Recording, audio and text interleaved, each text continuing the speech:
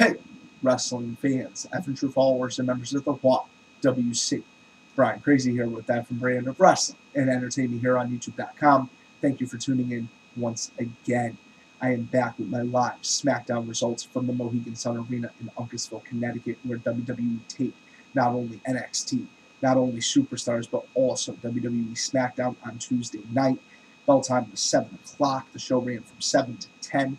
And I took my kids for the first WWE show. They are 6, 4, and 3, and they had an absolutely phenomenal time. I talked to some other parents that have taken their kids that are in similar ages, and they had a great time. So I gave it a chance, and I figured worst comes worst, I'd have to bring the kids home a little early. Before we get started, please check out the official website of the F and Brand at www.fightnationwrestling.com.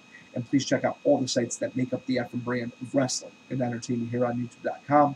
Fight Nation Wrestling, F and True Wrestling, F and True Entertainment, and the F and True Click, where myself, my broadcast colleague on F and True Wrestling and F and True Entertainment, JC Styles, get together with members of the Click and produce wrestling roundtable discussions. Hopefully next week, me, JC, and several members of the Click will be getting together and producing another video for you guys. So we start off NXT. We see Tamina pick up the win over Maxine. This was a great match. Tamina won via Superfly Splash.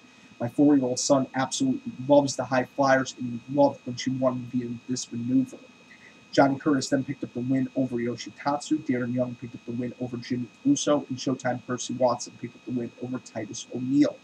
Then on Superstars, Justin Gabriel picked up the win over Heath Slater, and Jinder Mahal picked up the win over Ted DiBiase. Unfortunately, during this match, Ted DiBiase suffered a broken ankle. He already had a pre-existing wrist injury, and he already had a pre-existing shoulder injury that now he is going to have surgery on due to the ankle injury.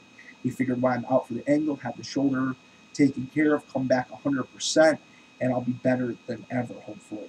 And I hope great things for Ted DiBiase. He is a great talent, and I want to see him excel in the WWE. He has what it takes, in my opinion. Then the dark match of the night. This went on at about 6:45. I got to the arena at about 7 o'clock, so unfortunately I missed this. But Xavier Woods, who used to wrestle as Consequences Creed in the WWE, picked up the win. Used to wrestle as Consequences Creed in TNA, who now wrestles as Xavier Woods in the WWE. Blooper reel. Picked up the win over Unico. Then the Smackdown taping started. This is what will air on Friday, or aired last night. And William Garcia kicked off Smackdown. We look back at the United States title win by Santino Marella on Raw. There's a cage hanging high above the ring. The cage is lowered, and out comes David Otunga and John Laurinaitis. This is when the cage is being lowered, and this is where Smackdown will actually start if you watch it on television. Laurinaitis announces Santino versus Swagger for the U.S. title inside the cage. Santino retained his title over Jack Swagger, and this is after the whole cast of characters got involved yet again. We saw Dolph Ziggler get involved. We see Vicky Guerrero get involved. And basically what happens is Dolph Ziggler tried to interfere, but caught a pair of cobras from Santino. Santino escaped the cage to win after Vicky Guerrero accidentally hit Swagger with the cage door. Then we go into a backstage segment with Teddy Long begging Johnny East not to have Oksana face Keen later in the night. But John refuses to call it off. He says, hey, you want to be friends with me now, but you pushed me on my butt, Monday night on Raw. What are you thinking? You had me dragged out by security? And Ace makes Long versus Laurinaitis for later, with the winner deciding if Kane versus Oksana will happen. Basically, if Long doesn't lay down for Laurinaitis, and Laurinaitis picks up the win, if Teddy wins, Kane will face Oksana. Then Drew McIntyre comes to the ring and asks Johnny Laurinaitis for the opportunity to have his job back. He gives him a match, what appears to be the Great Khali, but then David Otunga comes out and cancels that match, tells Khali to sit at ringside. This is when Hornswoggle comes out. Drew McIntyre dominates and decimates Hornswoggle, and I really didn't enjoy the segment. I'm just being honest. And Drew McIntyre gets his job back. I like Drew. He's a great talent. I just really didn't like this.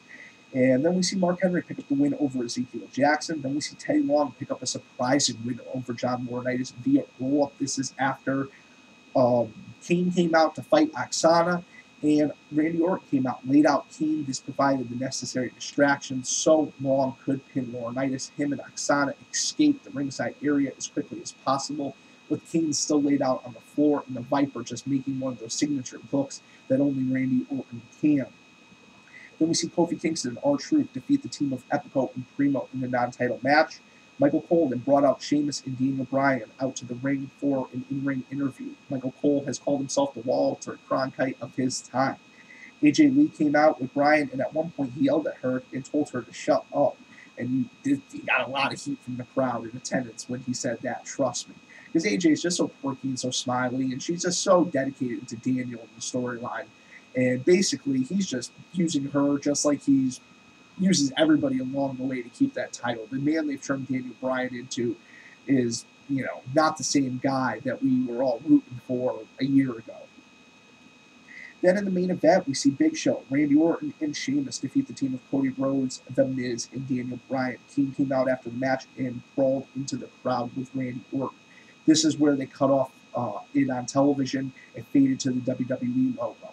What happened if you were live in attendance is this brawl continued back down to the ringside area. Randy Orton hit an RKO, and Randy Orton's music played on loop while he posed for the fans as the arena emptied out.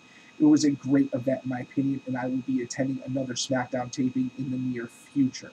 Thank you for checking out this video. Thank you for being loyal fans and subscribers, and please drop your comments below.